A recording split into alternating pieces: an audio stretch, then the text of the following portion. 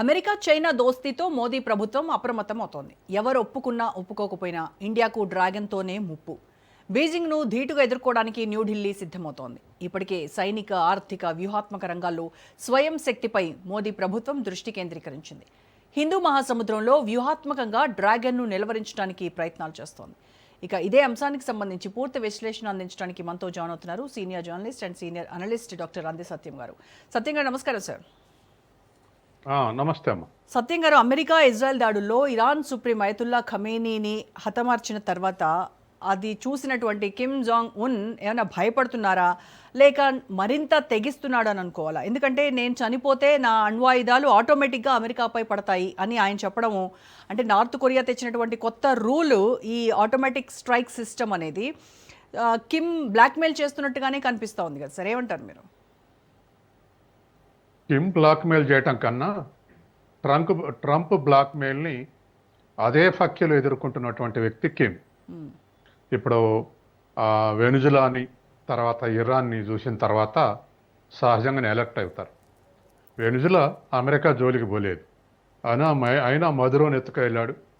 అక్కడ ఒక అబద్ధం ఏమిటి అంటే డ్రగ్స్ సప్లై చేస్తున్నట్టు ఒక అబద్ధం సృష్టించి మధురోని ఎత్తుకెళ్ళారు. అట్లాగే ఇరాను అణ్వాయుధాలు తయారు చేస్తుంది అన్నాడు. ఇవాళ వరకు ఆనవాళ్ళు లేవు. కానీ అణ్వాయుధాల పేరు మీద మొదటి రోజే ఖొమేనీని వాళ్ళ మొత్తం నాయకత్వాన్ని చంపేశాడు. ఈ రెండు చూసిన తర్వాత పాత వదిలేయండి, పాత ఇరాక్ది కానీ ఇంకా ఇతర విషయాలు వదిలేద్దాం. లేటెస్ట్గా ఇవి రెండు ఎగ్జాంపుల్స్ ఇవి చూసిన తర్వాత ఏ దేశం వల్లైనా ఈ సహజంగానే అడ్మినిస్ట్రేషన్ అలర్ట్ అయ్యేటువంటి అవకాశం ఉంది. ఆ మధ్య జెలెన్స్కీ కూడా అన్నాడు, ఏమనంటే పుతిన్కి కూడా అదే గతి పట్టుద్ది, మధురో గట్టిన గతే అమెరికా ఎత్తుకుపోద్ది అని చెప్పేసి స్టేట్మెంట్ ఇచ్చాడు. ఇట్లా ఒక పోలీస్ పాత్ర, తర్వాత ఒక స్మగుల్డ్ పాత్ర వహిస్తున్నటువంటి అమెరికాని మళ్ళీ నిలవరించడానికి సహజంగానే ఉత్తర కొరియా అడ్మినిస్ట్రేషన్ అలర్ట్ అయి ఉంటుంది.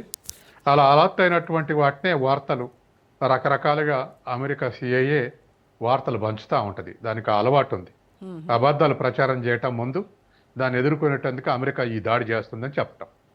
కాబట్టి ఉత్తర కొరియా మీద కూడా అటువంటి ఇరాను తర్వాత మధుర ఎత్తుకెళ్ళిన వెనుజులా మీద చేసినటువంటి వ్యూహమే ఏవైనా ఉత్తర కొరియా మీద అమలు చేస్తుందో అనుమానం వస్తే సహజంగానే ఉత్తర కొరియా అలర్ట్ అయ్యేటువంటి అవకాశం ఉంది.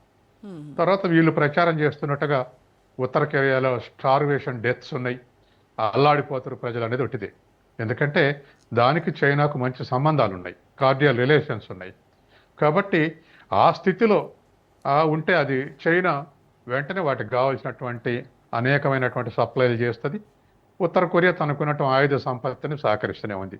మొన్న పోయి దరిదాపు ఉక్రెయిన్లో రష్యా తరఫున యుద్ధం చేసినటువంటి పరిస్థితి మనం చూసాం. కాబట్టి ఇతరత్ర డిఫెన్స్ టెక్నాలజీ కానీ ఇతరత్ర డ్రోన్స్ కూడా సప్లై చేసినట్టుగా ఉత్తర కొరియా సప్లై చేసినట్టుగా ఉత్తర కొరియా ఇరానే రష్యాకు సప్లై చేసినట్టుగా వార్తలు వచ్చాయి. కాబట్టి ఉత్తర కొరియా అడ్వాంటేజ్ ఉన్నటువంటి వాటిని ఎగుమతి చేసి వాళ్ళకి ఏదైనా వ్యవసాయ ఉత్పత్తులు కానీ ఇతర ఇంకా కన్జ్యూమబుల్స్ కానీ కావాల్సి ఉంటే చైనా సర్ప్లస్ కంట్రీ ఆ విషయాలలో, కాబట్టి ఎక్స్పోర్ట్ చేసే అవకాశం ఉంది. కాబట్టి ముందే అమెరికా ఒక దేశాన్ని కార్నర్ చేయాలన్నా ఒక దేశం మీద దాడి చేయాలన్నా నెగిటివ్ ప్రచారం చేస్తూ ఉంటుంది. అట్లా ఒక్కొక్క దేశంతో ఒక్కొక్కటి ఉక్రెయిన్ తోటి రష్యా మీద, తర్వాత ఇజ్రాయెల్ తోటి ఇరాన్ మీద, లెబనాన్ మీద, పాలస్తీనా మీద, తర్వాత అట్లాగే ఉత్తర కొరియా మీద దక్షిణ కొరియా ద్వారా ఇలా ఒక వ్యూహాత్మకంగా అమెరికా ముందే పిచ్చి కుక్కని చంపటం కోసం చేసిన ప్రచారం లాగా ఆ దేశంలో స్టార్వేషన్ డెత్స్ ఉన్నాయని లేదా అణ్వాయుధాలు సిద్ధంగా పెట్టుకుందని ఇటువంటివన్నీ ప్రచారం చేసి ఇగో ఇందుకు మా మీద దాడి చేయడానికి కిమ్ సిద్ధమైంది కాబట్టి మేము ముందే దాడి చేసినామని చెప్తుంటది అమెరికా. ఇవన్నీ కాకమ్మ కబుర్లు. కాబట్టి ఒకవేళ మనం ఇవాళ ఇరాను తర్వాత వెనుజులాను చూసిన తర్వాత కిమ్ చేసేదే రైటేమో అనిపిస్తుంది.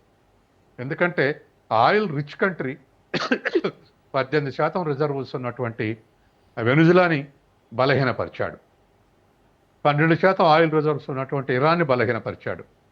మరి అటువంటి దేశాలని తనకు డిఫెన్స్లో శత్రువులుగా ఉన్నటువంటి దేశాలను ఆ విధంగా స్మార్ట్ చేస్తే ఉత్తర కొరియా ఆటమిక్ వెపన్స్ ఉన్నటువంటి దేశం. కాబట్టి దాన్ని నాశనం చేయాలన్నటువంటిది ఎప్పటి నుంచో ప్రయత్నం చేస్తుంది. లిబియా మీద చేసినట్టుగా, అదేవిధంగా క్యూబా మీద చేసినట్టుగా, క్యూబాని ఎంత శత్రువుగా 60 ఏళ్ల నుంచి దిగ్బంధనం చేసినట్టుగానే కొరియాను కూడా దిగ్బంధనం చేయడానికి ప్రయత్నం చేశారు. కానీ పక్కన చైనా ఉంది కాబట్టి అక్కడ స్టార్వేషన్స్ లేదు. కాబట్టి ఇప్పుడున్నటువంటి పరిస్థితుల్లో కిమ్ అందుకు కౌంటర్ సిద్ధమయ్యేటువంటి అవకాశం ఉంది. ఎందుకంటే ఉత్తర కొరియా మిజైల్స్, అమెరికాని తాకగల మిజైల్స్ ఉన్నాయి ఉత్తర కొరియా దగ్గర.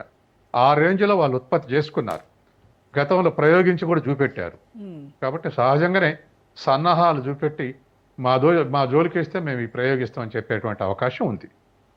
ఓకే, అంటే ఇప్పుడు ట్రంప్ ఈ టాస్క్ని జిన్పింగ్కి అప్పగించడం వెనుక వ్యూహం ఏంటంటారు సార్? అంటే కిమ్ చైనా మాట వింటాడు అనా, లేకపోతే అంటే రష్యా అండ ఉంది కాబట్టి జిన్పింగ్ కూడా ఏమైనా కిమ్ లైట్ తీసుకుంటాడా? ఈ 3 దేశాలకు పర్ఫెక్ట్ అండర్స్టాండింగ్ ఉందండి, రష్యాకు, చైనాకు, తర్వాత ఉత్తర కొరియాకు. సరే, అఫ్ కోర్స్ రష్యా ఇప్పుడు కమ్యూనిస్ట్ దేశం కాదనుకోండి, గతంలో ఇవన్నీ వారసా బ్లాక్లు ఉన్నటువంటి దేశాలే. రష్యాని పక్కకు పెడితే మంచి ఆర్థిక తర్వాత రాజకీయ సంబంధాలు ఉన్న దేశాలు 2, చైనా, ఉత్తర కొరియా. 2 దేశాల్లో కూడా కమ్యూనిస్ట్ పార్టీ అధికారంలో ఉంది, ఏకపార్టీ పాలనలు ఉన్నాయి. కాబట్టి ఏకోన్ముఖంగా వ్యవహరించేటువంటి అవకాశం ఉంది. అందుకే ఖచ్చితంగా ఒకవేళ జిన్పింగ్ని మధ్యవర్తిగా అడిగాడు అనేది నిజమైతే జిన్పింగ్ ఆ పాత్ర నిర్వహించగలడు. ఎందుకంటే ఒకవేళ జిన్పింగ్కు ట్రంప్ ఏం సీక్రెట్ చెప్పాడు, మా ఉద్దేశంలో ఉత్తర కొరియా మీద దాడి చేయం, భవిష్యత్తులో దాడి చేయబోము అని జిన్పింగ్కి హామీ ఇచ్చాడా? అట్లని చెప్పండి కిమ్ని చెప్పి వాళ్ళ ఈ ఆటమిక్ మిజైల్స్ని కూడా ఉపసంహరించుకోమనండి అని అట్లేమన్నా చెప్పుంటాడు అనేది ఇప్పుడు ప్రపంచవ్యాప్తంగా మీడియా అనుమానం.